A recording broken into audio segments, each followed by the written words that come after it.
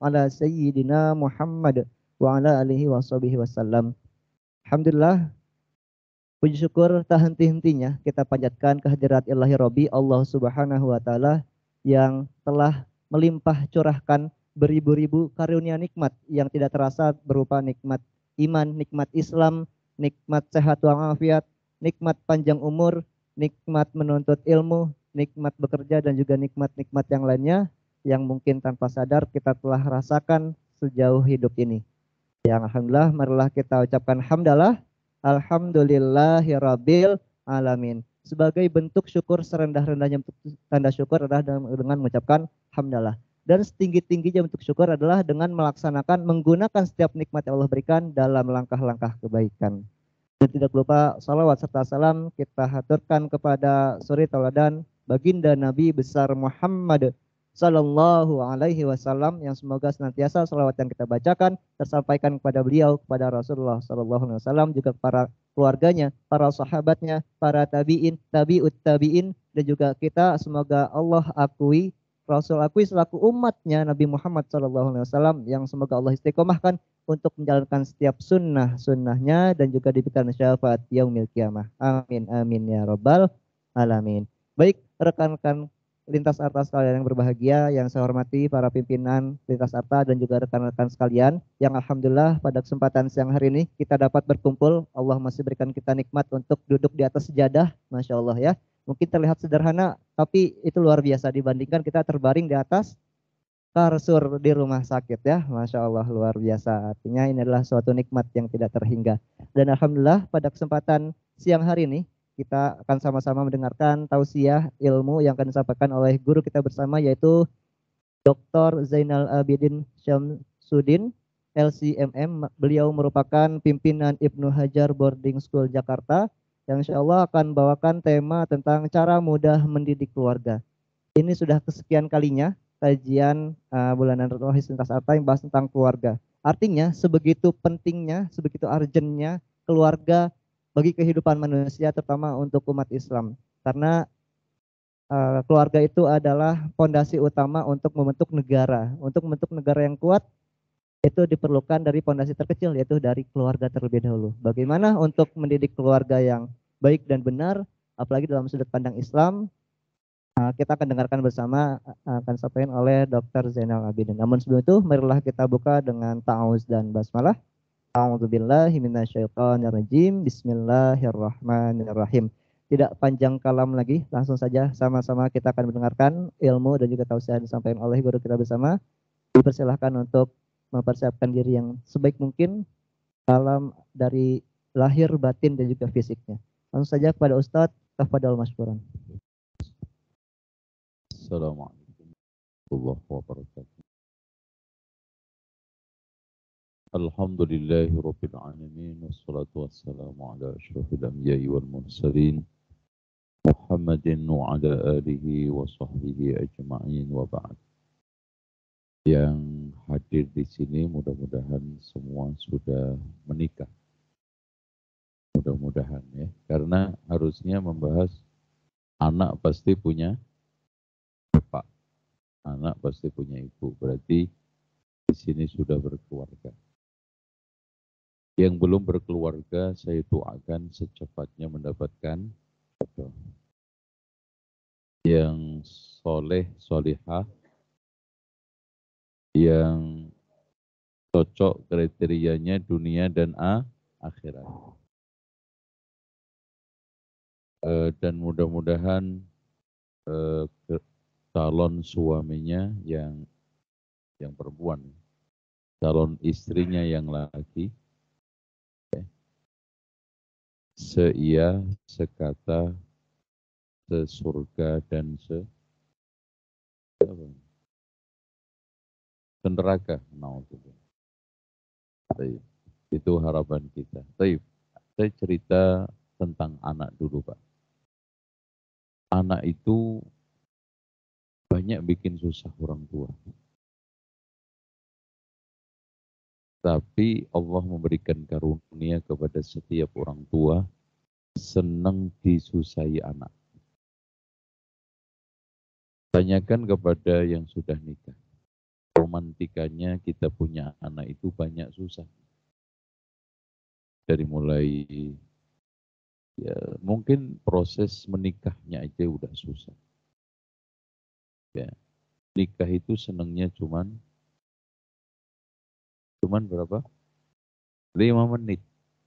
Yaitu deg-degan nunggu disahkan oleh KUA. Habis itu terbayang berbagai macam sukacita, duka cita. Makanya nikah itu kongsi dalam kebaikan penuh dengan kesetiaan, dalam suka duka untung rugi. Itu nikah. Siapa yang pengen suka terus, itu namanya kongsi piknik. Kalau piknik suka terus, selfie-selfian, foto-fotoan, itu piknik. Untung rugi, kalau sekarang pengennya untung terus, itu namanya lintas arta. Yaitu kongsi dagang. Makanya nikah itu awalnya miskin, kemudian karena nikah menjadi berkecukupan. Tuh. Nah, soal jodoh itu dekat atau tidak, itu bukan karena dukunnya yang manjur. Atau bukan tampilannya menarik, cantik atau ganteng, tidak. Karena banyak laki-laki yang mukanya pas-pasan, itu lebih cepat laku. Begitu juga sebaliknya. Ada rahasia, nah nanti itu temanya tersendiri. Jadi kayaknya setelah saya cuplek, senengan tema nikah daripada keluarga. Jadi keliru panitianya ngasih judul nih ya. Tapi nggak apa-apa, ini nanti untuk kedepannya. Saya ingin bahas mendidik keluarga. Anak, keluarga, itu separuh dari hidup laki-laki itu disita oleh anak, separuh dari hidup disita oleh istri. Oleh karena itu, laki-laki itu hampir nyaris 100%. Hatinya itu di keluarga. Pikirannya untuk keluarga. Cuma kadang-kadang yang dipikirin itu nggak ngerti. Bahkan ada di antara mereka mengkhianati kebaikan dan kesetiaan tersebut. Walaupun laki-laki memang suka tidak suka bahasa verbal, aku cinta kamu, aku sayang kamu. Biasanya itu perempuan. Cintanya laki-laki diungkapkan dengan perjuangan all out, dengan pemberian yang tulus, dengan bekerja keras, dengan menyempurnakan tujuan pernikahan. Itu ungkapan terdalam. Cuma perempuan suka nagih, mas kamu cinta saya enggak? Loh anaknya udah 4 kok gimana?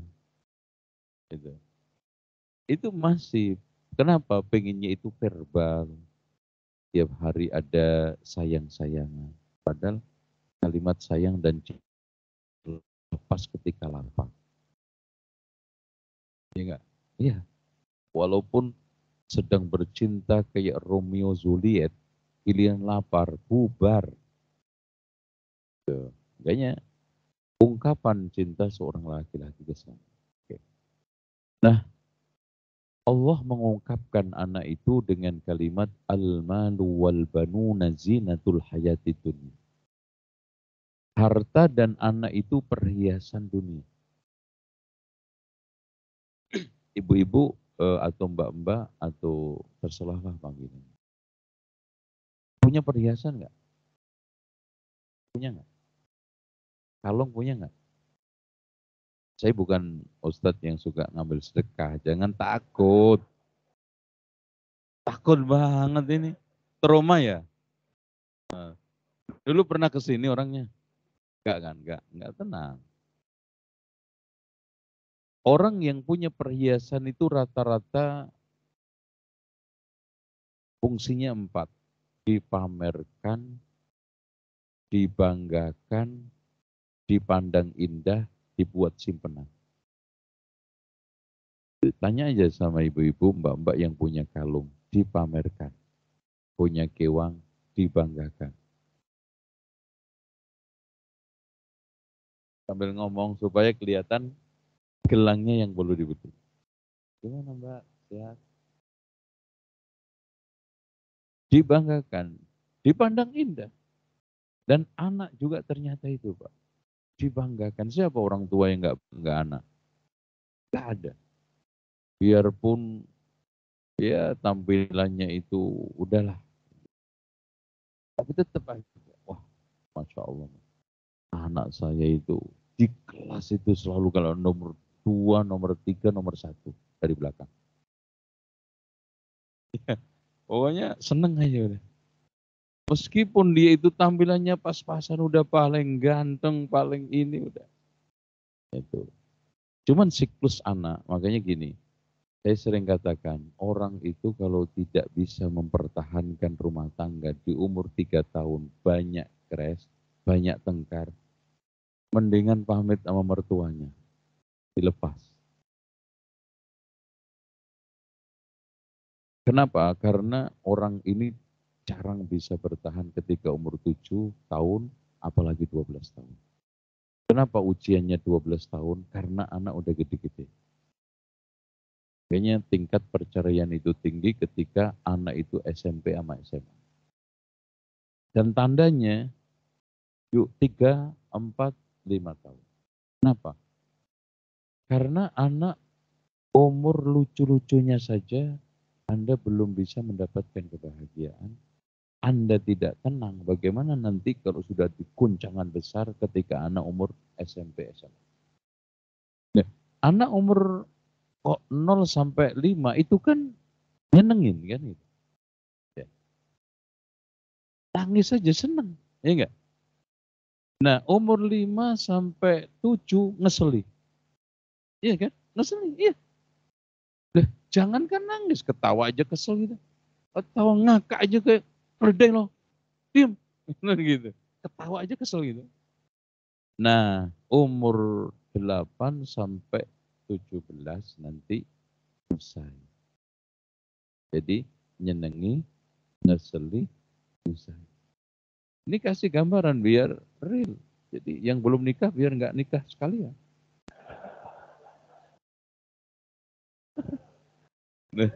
Nah nanti dikasih enak-enaknya dokter. Wah Ustadz itu bohong tuh. Ternyata emang realitas nikah itu sebelum kayak memandang Gunung Salak dari di sini bisa ngeliat nggak? Nggak bisa. Dari mana ya? Dari Cipayung lah Depok. Setelah menikah kayak naik Gunung Salak. Ternyata ya Allah jurangnya dalam. Gede juga ini batunya licin. Apalagi sudah mulai ada anak itu kayak naik Gunung Salak waktu hujan manggul 2 kintal kedelai. Berat. Subhanallah. Sehingga di sini dibutuhkan nikah itu ketulusan. Kalau nggak tulus, ubah. Karena kongsi yang suka duka untung rugi. Makanya yang bicara itu cinta. Sehingga Allah mengatakan waja'ala bainakum mawaddatan warahmah. Dan perempuan yang paling dipuji oleh Rasulullah tazawwajul wadudu pencinta al-walud subur kandungannya. Kayaknya nggak boleh menikah dipaksa itu haram. Makanya di Amerika terjadi atau ada penelitian yang menghasilkan banyaknya perempuan itu cerai karena 3 faktor. 1, wanita yang suka melawan suami, baik secara psikis maupun verbal. Dia kadang ngomong enggak, cerewet enggak, bantah enggak. Gimana jadi enggak pergi ke pasar? Terserah. Nah itu, terserah itu yang bikin pening. Gimana? Jadi enggak ini bulan depan jalan-jalan? Terserah. Itu teror paling berat buat laki-laki. Mendingan sekarang ini ngomong, udah mas, jangan ngomong lagi. Nggak usah gitu-gituan, saya nggak mau ke Bandung. Udah, itu enak didengar laki-laki. Kalau sekarang, gimana, jadi nggak ke Bandung jalan-jalan? Terserah, udah langsung celep. Udah, nggak bangkit lagi, sampai subuh. Itu teror. Terus teror psikologi lagi diajak keranjang nolak. Adanya musim hujan adem, kemarau panas. Padahal musim cuma 2. Coba kapan tuh? Nunggu nanti kalau sudah bulan ada huniannya. Gitu. Gak mungkin. Psikis. Yang kedua, perempuan yang kecewa dengan pernikahan. Hanya jangan dipaksa. Yang kecewa, itu pasti dengan pernikahan. Aduh, kok seperti gak saya. Nah, kadang-kadang, aduh, mas saya kecewa dengan istri saya sekarang. Kenapa? Aduh, gak seperti Khadijah. Lain deh, seperti Nabi Muhammad enggak. Oh, enak aja ngomong itu, kayak kan gitu. Udahlah, antum itu jual bandrolnya aja berapa, nggak usah tinggi-tinggi. Bandrol 500, cari yang 700, nggak dapat. Dapat nggak mau deh, podo aja. Sama gitu. Ini kadang nggak realistis. Makanya pernah ada orang yang datang kepada Umar bin Khattab, wahai Amirul Mukminin, aku mau menceraikan istri saya. Lu kenapa? Saya sudah nggak ada rasa. Apa kata Amirul Mukminin? Apakah semua rumah tangga itu harus dipertahankan dengan cinta? Kalau memang begitu, mana pentingnya merawat cinta dan mengendalikan kebencian?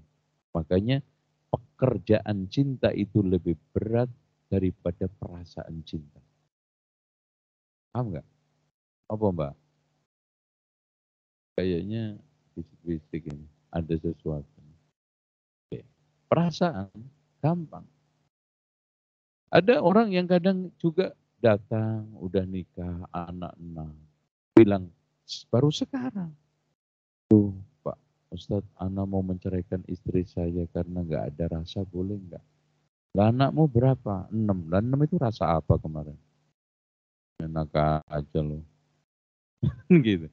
Karena apa? Karena sudah ada hati lain kepada wanita lain. Makanya ibu-ibu jangan suka usil sama suami orang. Kalau usil caranya ada. Itu ada ya. Yaitu apa? Poligami. Boleh nggak poligami? Ini nggak beres semua. Itu. Nggak apa-apa. Daripada sekarang simpenan yang nggak beres. Mendingan nyimpen uang di bank. Itu kan gitu. Atau investasi. Karena kata orang itu istri 4 Superman. Istri 3 gentleman. Istri 2 real man. Istri 1 cemen. Yang belum punya istri no comment. Oke. Itu. Oke. Jadi, nah kembali lagi ke tadi. Al-malu wal banun. Nah, bahkan Rasulullah mengungkapkan innama amwalukum wa uladukum fitnah. Sesungguhnya hartamu, anakmu itu fitnah. Dan fitnah hanya anak itu minimal 4 kata Rasulullah. Al-waladu majbanatun. Anak itu bikin pengecut orang tua. Kayaknya dulu Masya Allah pendekar gagah berani. Setelah punya anak, aduh, udah turun derajat. Bahkan memandang hidup pun hati-hati. Sampai saking pengecutnya serba takut.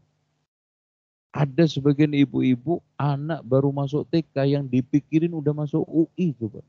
Waduh, apa nggak bonyok itu otaknya? Masuk UI kan? Wah gimana nanti anak kita kalau masuk UI ya Allah. Ini masih TK Bu. Pikir TK baru SD. SD aja belum masuk udah dipikirin UI. Karena apa? Pengecut. Yang kedua, bakhil. Makanya dulu Masya Allah sebelum punya anak, infak, wah setiap kotak dimasukin. Angkanya paling gede gitu ya. Kalau enggak gambar Soekarno, minimal gambar Juanda kan gitu, yang 50.000. Setelah punya anak, subhanallah. Gitu ya. Kalau zaman dulu yang masuk ke masjid banyak sekali gambar ketek. Itu kan gitu. Wah, ini dibuka. Ya Allah Mas, di kota ini banyak keteknya. Kenapa? Nah, yang selanjutnya majalatun bikin bodoh orang tua. Sudah mulai kendor ngajinya. Andaikan ngaji pun tangkepannya itu sudah mulai apa? Rendah. Kadang-kadang habis ngaji aja judulnya nggak tahu, apalagi isinya. Mikir anak. Quran dulu Masya Allah ketika muda hafal 30 juz Pak. Setelah punya anak tinggal juz 30. Coba. Itu anak. Nah yang terakhir mahzanatun bikin sedih orang tua. Yang tadi. Ya. Makanya disinilah adik-adik sekalian kita harus didik. Nah ini anak. Istri juga begitu. Istri itu Pak. Ini dengerin ya Bu ya. Dengerin aja jangan dibantah dulu.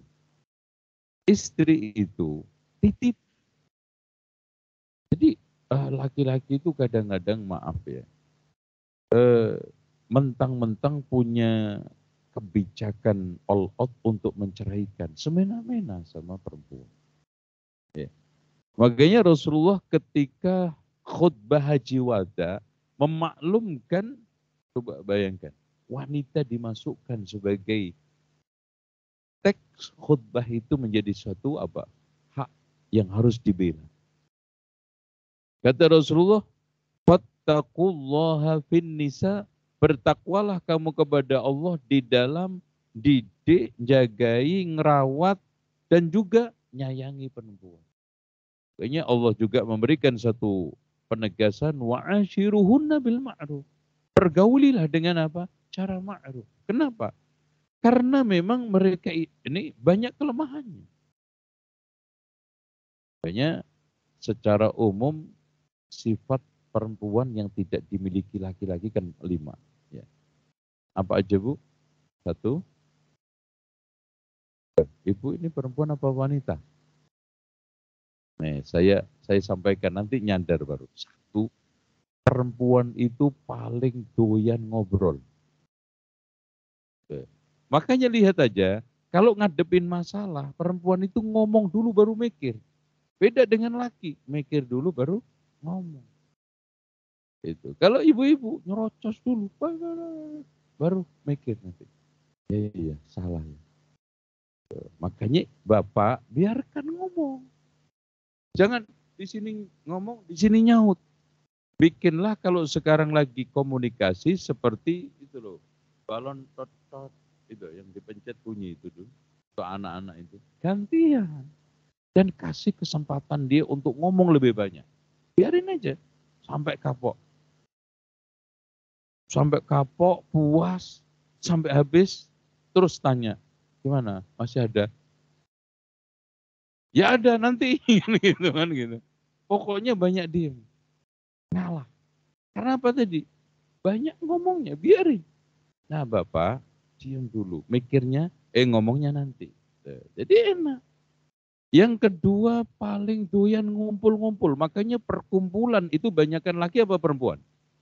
Perempuan. Yang ilegal dari mulai PKK ini macam-macam yang ilegal, gosip-gosip itu Masya Allah. Rumping-rumpi itu banyak kan kalau laki-laki Pak, ngumpul, ngerumpi, itu lepas saja ketemu, ya kebetulan. Ibu-ibu enggak. Anggotanya pakai rekrutmen. Nih Mbak, jangan ini Mbak, ini aja Mbak. Wah ini jangan-jangan itu enggak pas ini. Ya. Nah nanti tematik coba. Kayak apa? Tablek aja, tematik. Oh khusus tema-tema bahas gaji-gaji tetangga. Itu khusus. Itu. Ada asik banget gitu ya. Si Ono itu nggak mungkin deh. Masa bisa beli seperti itu Mbak? Saya tahu Mbak. Suaminya kerja di mana? Tahu deh. Aduh, pokoknya itu kalau nggak korupsi paling tuyul. Nah, gitu ya. Nah yang satunya khusus bahas suami-suami kawin lagi. Oh, anteng gitu. Dan cara memulainya pun asik. Ya, Mbak, tolong dong Mbak ceritakan mumpung nggak ada orang, Masya Allah. Mumpung nggak ada orang lagi. Berdua apa emang? Ketek. Berdua, mumpung nggak ada orang katanya. Tolong dong ceritain. Dan kalau ghibah pun mukodimahnya. Tuh, Mbak, Masya Allah Mbak, kita berdoa sama Allah ya Mbak ya. Mudah-mudahan dijauhkan oleh Allah dari sombong, angkuh. Aduh kayak itu loh Mbak, Masya Allah. Kita sudah amin, amin, amin. Ternyata kayak itu. Nah yang ketiga ini, yang bikin perempuan gak kawin-kawin. Yang ketiga, lebih mempertimbangkan apa daripada siapa. Kalau laki-laki, lebih menekankan siapa daripada apa. Makanya laki-laki itu rela mengorbankan apa-apa untuk mendapatkan siapa. Kalau perempuan, rela mengorbankan untuk mendapatkan apa. Diterima nggak ini kira-kira? Ya, kalau enggak ya mohon maaf gitu aja. Kalau sama perempuan jangan mohon izin Pak, mohon maaf.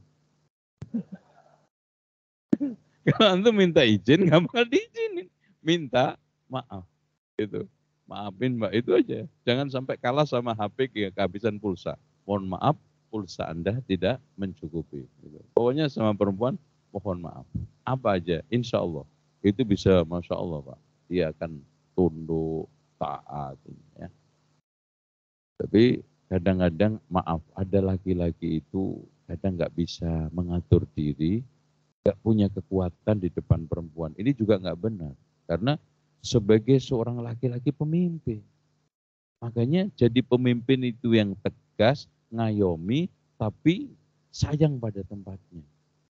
Jangan bertekuk lutut. Bahkan ada sebagian laki-laki ditekuk-tekuk lagi. Bukan hanya bertekuk lutut, ditekuk-tekuk sama istrinya.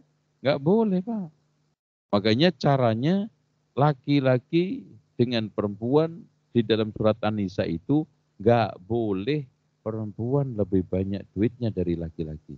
Ana bukan dalam rangka untuk jatuhin antum. Itu syaratnya.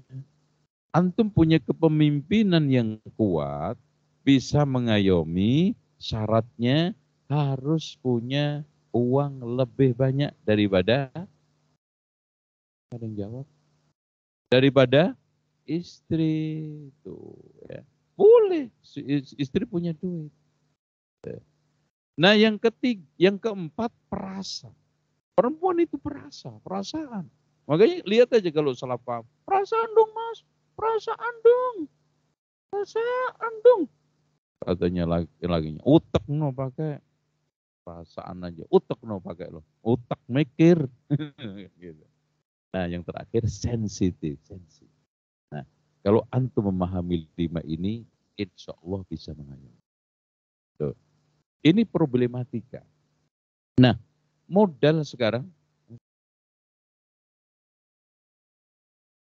kan habis. Yang bener nggak bener ini kalau ambas. ini ini namanya apa? Halal bihalal kalau sampai asar. Baik. Sekarang bekal utama sebagai pendidik keluarga. Nih, terutama ayah. Maaf, ini kritikan. Ayah sekarang banyak mengaku-ngaku jadi ayah setelah punya anak. Padahal ayah itu gelar untuk laki-laki yang pinter didik anak, bukan untuk laki-laki yang hanya pinter buat anak. Ayah, ada sebagian yang memerankan diri seperti kotak. Kotak, koran, televisi, komputer, kotak.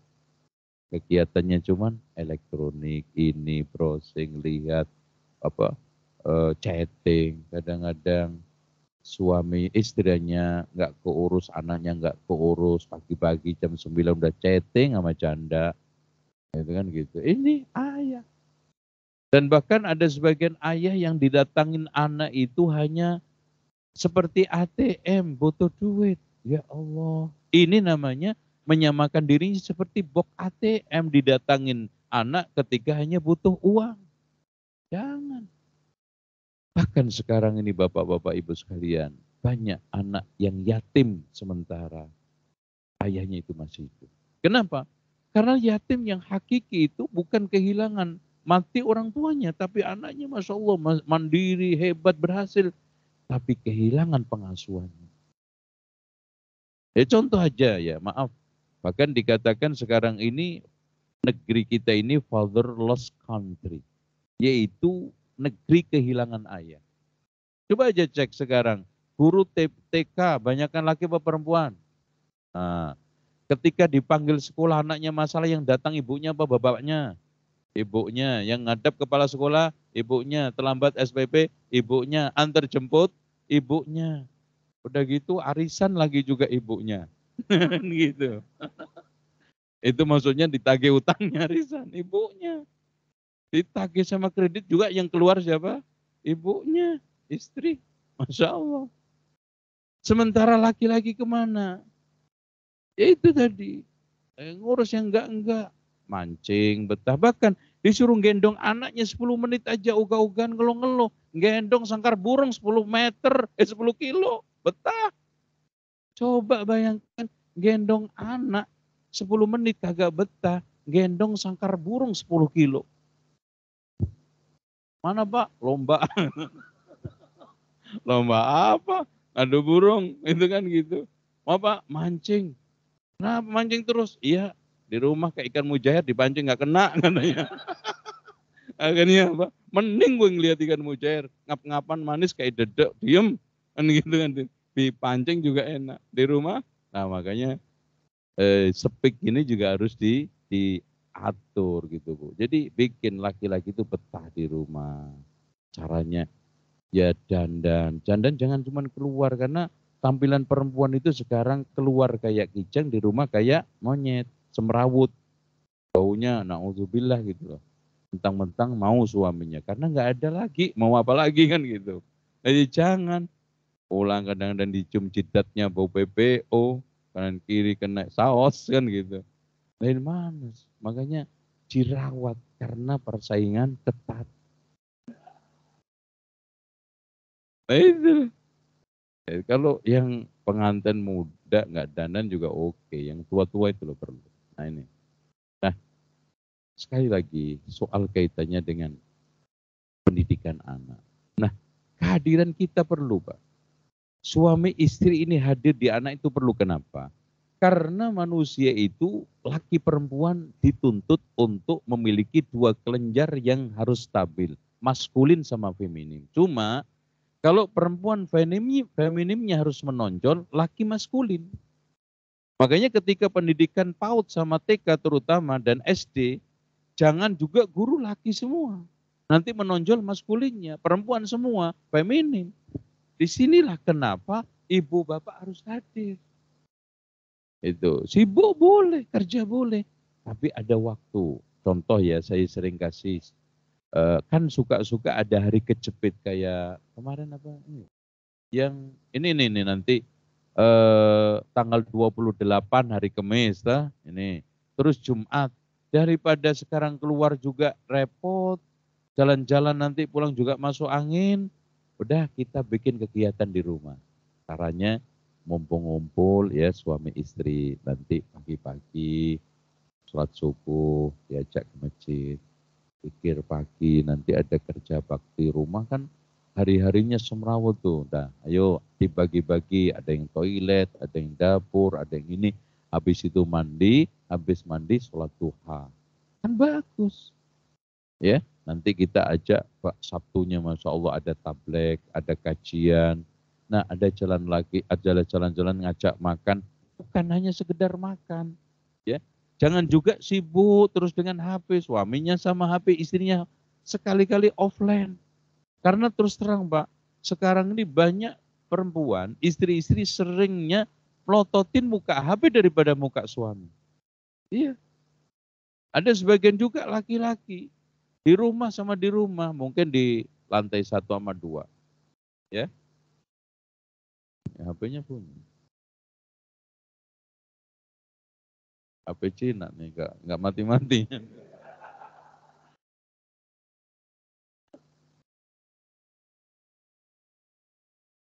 Oke, nggak apa-apa, ma'zur, Pak, diuzur.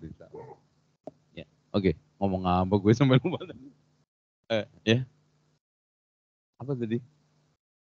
Enggak, sebelumnya, sebelumnya. Apa? Oh iya, iya, tadi. Ah, ketika makan, awasin anak. Ya, oh cara makannya. Terus tanya, Dek, sekarang kelas berapa? Aduh, Bapak, masa nggak tahu kelas saya berapa? Itu, ya, bapaknya hebat. Karena lebih tahu ikan mujair tadi. Itu, Masya Allah ini nomor berapa anak saya? Mas kayak anak 36 aja. Nomor-nomornya nggak ngerti. Yaitu nanya, gimana Dek sekolahnya? Pelajarannya yang sulit apa, yang disuka apa? Ini nanti jurus gitu loh. Sejak SD SMP udah, oh ini nanti bakatnya matematik kayak saya. Wah ini paling nggak suka matematik pengalamannya. Ini kayak yang kurang nanti masuk IPS. Itu diajak ngobrol, adab makan kena. Nah sama istri juga ngobrol. Gimana Dek selama ini? Aduh ruwet mas, rumah tangga begini ngurusin anak sekian. Kamu main keluar terus. Gitu. Ngobrol itu kan. Lain kali tuh udahlah dihentikan keluarnya. Ya bantu-bantu deh nyapu apa. Ketemu. Kalau memang sudah terkunci rapat kadang-kadang yang saya tadi katakan kalau sudah di atas 7 ini mulai terjadi rutinitas yang membosankan. Ah itu lagi, itu lagi. Ini perlu ada feedback dengan cara apa? Nostalgia. Kita balik ke belakang. Ya sekali-kali naik angkot dulu awal-awal nikah. Walaupun sudah punya mobil nggak ada masalah naik angkot. Apalagi dulu pernah dicopet, dicopet lagi. Wah asik. Asik banget itu Masya Allah. Itu ya. Jalan. Terus gini, kalau lagi penat, usahakan jalan tanpa tujuan.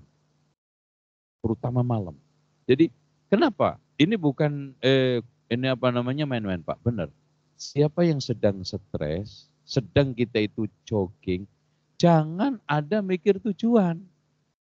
Jalan aja.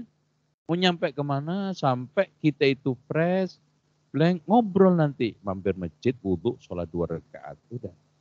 Kalau sampai stagnan, sudah buntu, cari kertas, tulis. Apa yang kamu inginkan dari saya? Kasih ke istri. Satu lagi, kalau memang banyak, bikin 2 kertas. Apa yang kamu inginkan dari saya? Tulis itu. Barangkali ngomong sudah mulai enggak plong, komunikasi sudah mulai macet, tulis. Ternyata Masya Allah Pak, yang ditulis istri kita itu subhanallah. Yang kita remehkan ternyata berat. Insya Allah, saya kira udah jam seperti kemarin. Dan pas banget ya, seperti kemarin kan segini juga. Ya. Dan insya Allah bekalnya kita sampaikan pada kesempatan yang belum jelas kapan. Ya. Dan kesempatan mudah-mudahan lebih baik kita akan jelaskan bekal sebagai orang tua pendidik keluarga. Intinya sampaikan secara cepat, 1, pendidikan itu ibadah. 2, mendidik adalah perjuangan. Makanya kenapa ibu-ibu surga di bawah 2 telapak kaki ibu. Karena wira-wiri ke sekolah, dapur, sumur, kasur, demi kebutuhan anak dinilai oleh Allah surga. Utamakan keteladanan, jangan kontras. Kita mengatakan A nyuruh B. Mendidik dengan kelembutan, aslinya lembut, jangan keras. Jangan aslinya keras kasar, tapi lembut. Jangan mencela anak, karena beda-beda satu wadah ini telur, beda warna kok. Ya, anak punya karakter masing-masing, jangan disamakan. Waspadai media merusak anak. Permainan, hanya sekedar mainan. Perhatikan mendidik enggak ya. Terus kemudian bersikap adil kepada anak-anak.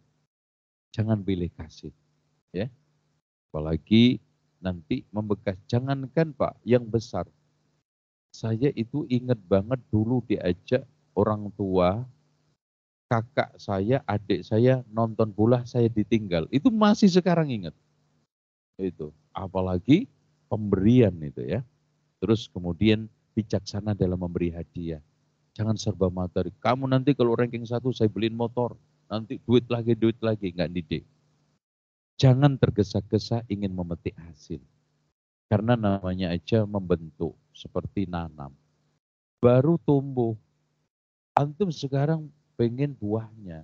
Ya di pasar. Proses tangkai baru membentuk.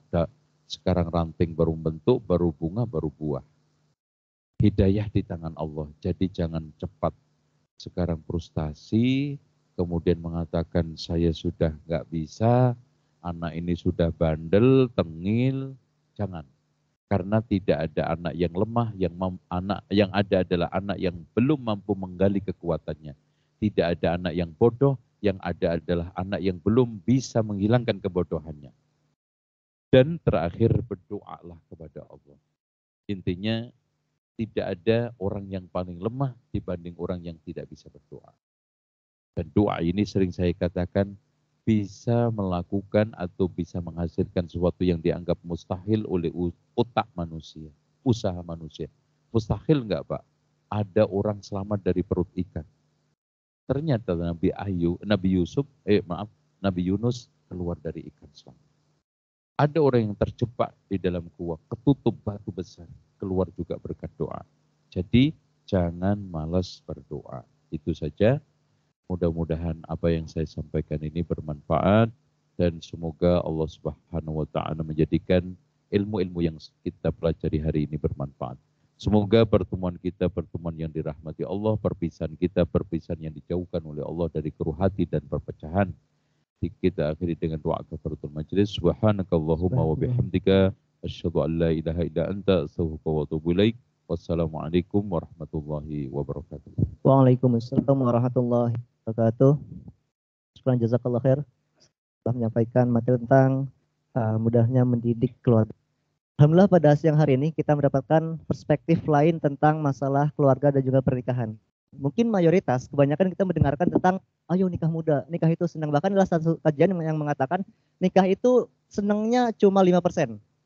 95% itu senang banget katanya gitu. Ada yang bilang. Tapi saat ini kita melihat dari perspektif lain. Bahwasanya nggak seindah itu, nggak semudah itu. Banyak lika-liku, banyak duka citanya dalam membangun keluarga. Jadi jangan hanya siap untuk punya anak, tapi harus siap juga untuk menjadi orang tua. Itulah yang hari ini mungkin kita dapatkan dari materi yang disampaikan oleh guru kita bersama. Dan juga salah satu yang saya takjubkan, saya saat ini ngajar eskul public speaking di beberapa sekolah. Saya sangat takjub dengan siswa yang menjadikan sosok ayah dan ibunya sebagai sosok idola. Mungkin banyak yang mengidolakan artis segala macam. Saya langsung terenyuh dan takjub gitu saat siapa tokoh idola. Perkenalkan, nama saya Aisyah. Tokoh idola saya adalah ayah saya. Saya idola banget karena ayah saya itu bisa membalikkan kehidupan 180 derajat. Dari yang awalnya susah sekarang jadi sukses. Wow, saya langsung ngerasa Masya Allah. Begitu hebatnya sosok ayah tersebut sampai bisa anaknya itu mengidolakan sosok ayahnya. Artinya dia sukses mengajarkan anaknya, bisa memberikan contoh sikap perilaku teladan dan lain sebagainya. Semoga kehadiran kita di sini mungkin yang sudah saya sampaikan, yang belum nikah Allah mudahkan ketemu dengan jodohnya, dan juga yang sudah menikah semoga Allah istiqomah dan Allah menjadikan keluarganya sakinah mawaddah warahmah. Amin ya rabbal alamin. Baik rekan, sebelum kita tutup, apakah ada yang ingin bertanya? Silahkan. Masih ada Ustaz. Monggo silahkan. Masya Allah. Ada yang ingin ditanyakan? Ada? Oke, baik. Ada? Oh, belum, oke, baik.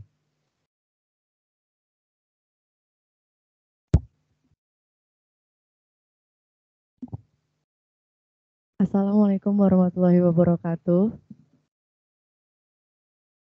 Izin Pak, saya mau bertanya, apakah ada hukumnya untuk wanita yang